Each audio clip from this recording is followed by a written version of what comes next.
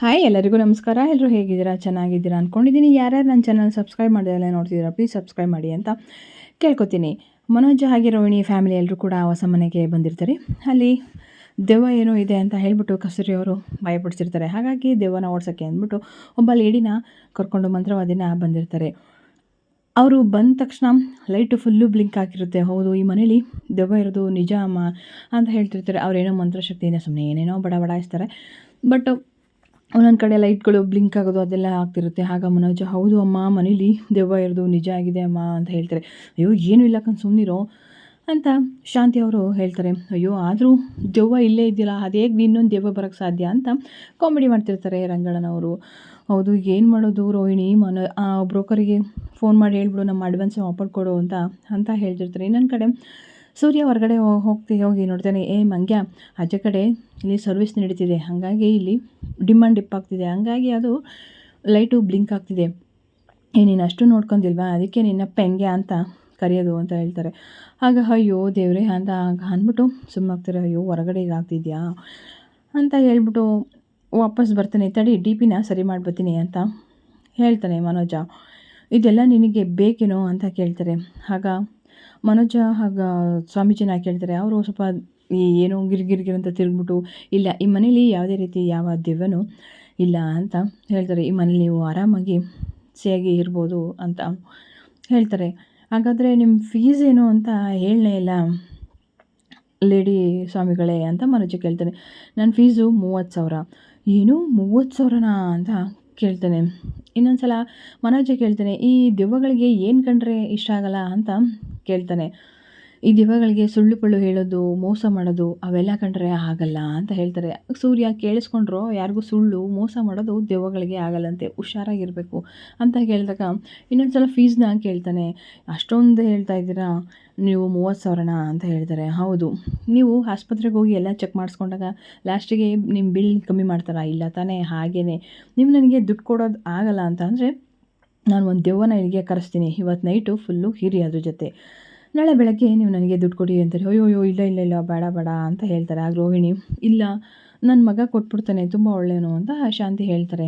ಆಗ ರೋಹಿಣಿ, ಫಸ್ಟು ಅವ್ನ ದುಡ್ಡನ್ನ ಹಾಕ್ರಿ, ಅಮೌಂಟ್ ಹಾಕಿ ಅಂತ ಹೇಳ್ತಾರೆ. ಶ್ರುತಿ ಬಂದು, ನನಗೊಂದು ಡೌಟು ಗುರುಗಳೇ, ದೆವ್ವ ಹೆಂಗಿರುತ್ತೆ ನಾನು ನೋಡಬೇಕು, ಒಂದು ಸೆಲ್ಫಿ ತಗೋಬೇಕು, ಪ್ಲೀಸ್ ಕರೆಸ್ತೀರಾ ಅಂತ ಕಾಮಿಡಿ ಮಾಡ್ತಿರ್ತಾರೆ. ಆಗ ರವಿ, ಬಾರಿ ಫಸ್ಟು ಹೋಗೋಣ ಅಂತ ಹೇಳ್ತಾರೆ. ಆಗ 30,000 ಆಯಿತು ಹಾಕ್ತೀನಿ ಅಂತ ಹೇಳ್ತಾರೆ. ಒಂದು 500 ರೂಪಾಯಿ ಆದರೂ ಕಮ್ಮಿ ಮಾಡ್ಕೊಳ್ಳಿ ಅಂತ ಹೇಳ್ತಾರೆ.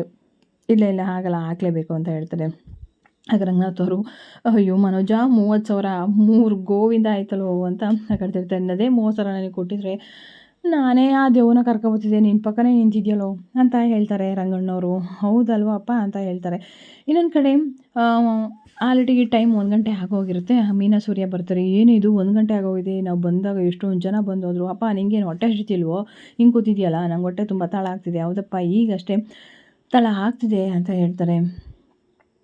ಹಾಗಾದರೆ ನಾನು ಹೊರಗಡೆಯಿಂದ ಏನಾರು ತೊಗೊಂಡು ಬರ್ತೀನಿ, ಮಾಡು ಮೀನಾ ಅಂತ ಹೇಳ್ತಾರೆ. ಆಗ ಮನೋಜ ಬಂದು, ಯಾಕೆ ನಾನೇ ಸಾಮಾನು ತಂದಾಕ್ತೀನಿ, ನಿನ್ನ ಹೆಂಡ್ತಿನ ಮಾಡೋಕ್ಕೆ ಹೇಳು ಅಂತ ಹೇಳಿ.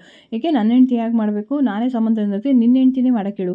ಆಗ ರೋಹಿಣಿ, ನನ್ನ ಮೇಲೆ ಯಾಕ್ರಿ ಬರ್ತೀರಾ ನೀವು, ನನ್ನ ಬುಡಕ್ಕೆ ಯಾಕೆ ಬರ್ತೀರಾ, ನಿನ್ನ ಗಂಡ ಮಾತ್ರ ನನ್ನ ಹೆಂಡ್ತಿ ಬಗ್ಗೆ ಮಾತಾಡ್ಬೋದು, ನಾನು ಮೀನನ್ನ ಅಣ್ಣನ ಹೆಂಡ್ತಿ ಬಗ್ಗೆ ಮಾತಾಡಬಾರ್ದಾ ಅಂತ ಹೇಳ್ತಾರೆ. ರಂಗಣ್ಣವ್ರಿಗೆ, ಏನಪ್ಪ ಇದು ಲಾಜಿಕ್ಕು, ಅಷ್ಟು ದೊಡ್ಡದಾಗಿ ಮಾತಾಡ್ತಿದ್ಯಾ ಅಂತ ಹೇಳ್ತಾರೆ. ಅಪ್ಪ, ಯಾವಾಗಲೂ ನನ್ನ ಹೆಂಡ್ತಿನೇ ಮಾಡಬೇಕಾ ಅಂತ ಹೇಳ್ತಾರೆ.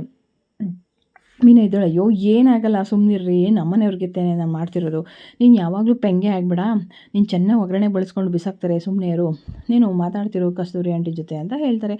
ಆಗ ಶಾಂತಿ ಹೇಳ್ಬಿಟ್ಟು, ಏನೋ ನೀನೇನು ದೊಡ್ಡ ಲಲಿತಮ್ಮ ಹಾಲಲ್ಲಿದೆಯಾ ಅಂತ ಹೇಳ್ತಾರೆ. ಹೂ ಕಟ್ಟೋದು ನೀನು ಅಂತ ಹೇಳ್ತಾರೆ. ಆ ಹೂ ಕಟ್ಟಿದ್ರಿಂದಲೇ ಕಣೆ ನೀನು ಮಾಡ್ಕೊಂಡಿರೋದು ಅಂತ ರಂಗಣ್ಣವರು. ಅಯ್ಯೋ ಭಾರಿ, ನಿನ್ನ ಮುಖ ಎಲ್ಲ ಬಾಡೋಗ್ಬಿಟ್ಟಿದೆ ಮನೋಜ, ಹಂಗೆ ಒಂದು 300 ರೂಪಾಯಿ ದುಡ್ಡು ಹಾಕು, ನಾವು ಹೊರಗಡೆ ಹೋಗಿ ಏನಾದ್ರು ತಿನ್ಕೊಬರ್ತೀವಿ ಅಂತ ಹೇಳ್ಬಿಟ್ಟು ಅಲ್ಲಿಂದ ಹೋಗ್ತಾರೆ. ನಂತರ ಮನೋಜ್ ಮತ್ತು ರೋಹಿಣಿ ಇಬ್ಬರು ಕೂಡ ಅವರ ಲೋನ್ ಕೊಡೋರಂಥವ್ರು ಬಂದಿರ್ತಾರೆ, ಅವ್ರನ್ನ ವೆಲ್ಕಮ್ ಮಾಡ್ತಾ ಇರ್ತಾರೆ. ಆಗ ಶಾಂತಿ, ನನ್ನ ಮಗಂಗೆ ಲೋನ್ ಕೊಡೋಕ್ಕೆ ಬಂದಿದ್ದಾರೆ ಬ್ಯಾಂಕಿಂದ ಅಂತ ಹೇಳ್ಬಿಟ್ಟು ಅಲ್ಲಿಂದ ಎಲ್ಲರೂ ಕೂಡ ಒಳಗೆ ಬರ್ತಾರೆ. ಅವ್ರ ಫೈಲ್ಸ್ನೆಲ್ಲ ಚೆಕ್ ಮಾಡ್ತಿರ್ತಾರೆ. ಈ ಮನೆಗೆ ನಾನು ಎಷ್ಟು ಕೊಡ್ತೀರಾ ಸರ್ ಅಂತ ಮನೋಜ್ ಕೇಳ್ತಾನೆ. ಈ ಮನೆಗೆ ನಾವು 2 ಕೋಟಿ ಕೊಡ್ತೀವಿ ಸರ್, ಅಷ್ಟೇ ಇದಕ್ಕೆ ಲೋನ್ ಸ್ಯಾಂಕ್ಷನ್ ಆಗೋದು. ಪೇಪರ್ಸ್ ಎಲ್ಲ ಕರೆಕ್ಟಾಗೇ ಇದೆ, ಹಳೆ ಓನರ್ಸ್ ಎಲ್ಲ ಕರೆಕ್ಟಾಗೇ ಇದ್ದಾರೆ. 2 ಕೋಟಿ ಕೊಡ್ಬೋದು ಸರ್ ಅಷ್ಟೇ ಅಂತ ಹೇಳ್ತಾರೆ. ಹ್ಞೂ ಕಣೆ ನನ್ನ ಮಗಂಗೆ ನೋಡು 2 ಕೋಟಿ ಸಾಲ ಕೊಡ್ತಿದ್ದಾರೆ ಸರ್. ಎಲ್ರಿಗೂ ಕೂಡ ಆಶ್ಚರ್ಯ ಆಗುತ್ತೆ 2 ಕೋಟಿ ಸಾಲನ ಸ್ಯಾಂಕ್ಷನ್ ಮಾಡ್ತಾರೆ ಅಂತ. ನಮಗೆ 2.70 ಬೇಕಿತ್ತು ಸರ್ ಪ್ಲೀಸ್ ಕೊಡಿ ಅಂತ ಕೇಳ್ತಾರೆ. ಇಲ್ಲ ಇಲ್ಲ ಈ ನಾವು ಇದ್ರ ಮೇಲೆ ನಾವು 2 ಕೋಟಿ ಅಷ್ಟೇ ಕೊಡೋಕ್ಕಾಗೋದು, ಪೇಪರ್ಸ್ ಎಲ್ಲ ನನಗೊಂದು ಕಾಪಿನ ಕಳಿಸ್ಬಿಡಿ ಅಂತ ಹೇಳ್ಬಿಟ್ಟು ಅಲ್ಲಿಂದ ಹೊರಟೋಗ್ತಾರೆ. ನೋಡ್ರಿ ನಮ್ಮ ಮನೋಜ್ಗೆ 2 ಕೋಟಿ ಸಾಲ ಕೊಡ್ತಿದ್ದಾರೆ ಅಂತಾರೆ ಶಾಂತಿಯವರು. ಹ್ಞೂ ಕಣಪ್ಪ, ಸಾಲ ಮಾಡಿ ಬದುಕೋದು ಅಂದರೆ ಇದೆ, ಅದಕ್ಕೆ ಖುಷಿ ಪಡಬೇಕಾ ಈ ಖುಷಿಗೆ ಅಂತ ಹೇಳ್ತಾರೆ. ಅಯ್ಯೋ ಆದ್ರೂ ಮನುಷ್ಯತ್ವಕ್ಕೆ ಫಸ್ಟು ಬೆಲೆ ಕೊಡಬೇಕು, ಸಾಲ ಮಾಡಿಕೊಂಡು ಸಾಯೋದಲ್ಲ ಕಣೆ, ಇರೋದ್ರಲ್ಲಿ ತೃಪ್ತಿ ಪಡಬೇಕು ಅಂತ ಹೇಳ್ತಾರೆ. ಇನ್ನು 75 ಲಕ್ಷಕ್ಕೆ ಏನು ಮಾಡೋದು ಮನೋಜ್ ಅಂತ ಹೇಳ್ತಿರ್ತಾರೆ ರೋಹಿಣಿ. ಬಾ ಒಂದು ಪ್ಲ್ಯಾನ್ ಮಾಡೋಣ, ಮಾತಾಡೋಣ ಅಂತ ಹೇಳ್ಬಿಟ್ಟು ಹೊರಗಡೆ ಕರ್ಕೊಂಡು ಹೋಗ್ತಾರೆ. ಇನ್ನು ಏನಾಯಿತು ಏನು ಅಂತ ಕೇಳ್ತಿದ್ರು. ಬ್ಯಾಂಕಿಂದ ಬಂದಿದ್ರು ಕಣೋ, ಅವ್ರಿಗೆ 2 ಕೋಟಿ ಸಾಲ ಕೊಡ್ತಾರೆ ಅಂತ. 2 ಕೋಟಿ ಸಾಲನ? ಅಯ್ಯೋ 2 ಕೋಟಿಗೆ 2 ಕೋಟಿ ಸರಿಯಾಗಿದೆ ಜೋಡಿ ಅಂತ ಹೇಳ್ಬಿಡ್ತಾರೆ. ಬನ್ನಿ ಊಟ ತಂದಿದ್ದೀನಿ, ಊಟ ಮಾಡೋಣ ಎಲ್ರೂ. ಹಾಗೆ ಅಮ್ಮನಿಗೂ ಅಷ್ಟೇ ಇತ್ತು ಅಂತಿದ್ದು ಎಲ್ಲರನ್ನೂ ಕರ್ಕೊಬರೋ ಅಂತ ಹೇಳ್ಬಿಟ್ಟು ಊಟ ಮಾಡ್ಕೊಂಡು ಎಲ್ಲರೂ ಕೂಡ ಬಾಳೆಹಣ್ಣು ಹಾಕ್ತಿರ್ತಾರೆ. ಏನೋ ಮಾತಾಡಬೇಕು ಅಂತಲ್ಲ ಅಪ್ಪ ಮನೋಜ, ಎಲ್ಲರೂ ಇಲ್ಲಿ ಕರೆದಿಲ್ಲ, ನೀವೆಲ್ಲ ಆಚೆ ಹೋಗ್ರೋ, ನಾನು ಅಪ್ಪನ ಜೊತೆ ಮಾತಾಡಬೇಕು ಅಂತ. ಏನು ನಾವೆಲ್ಲ ಒಂದೇ ಮನೇಲಿದ್ದೀವಿ, ಒಂದೇ ಕುಟುಂಬದಲ್ಲಿ ಬದುಕ್ತಾ ಇದ್ದೀವಿ, ನಮ್ಮ ಅವರ ಮಧ್ಯೆ ಏನೂ ಮುಚ್ಚಮರೆ ಬೇಡ ಮನೋಜ, ಏನಿದ್ರು ಹೇಳು ಇಲ್ಲೆಯ ಅಂತ ಹೇಳ್ತಾರೆ. ನಾವೀಗ ಬೇರೆಯವ್ರಾಗೋದ್ವಪ್ಪ ನಿಮಗೆ ಅಂತ ಹೇಳ್ತಾನೆ ಸೂರ್ಯ.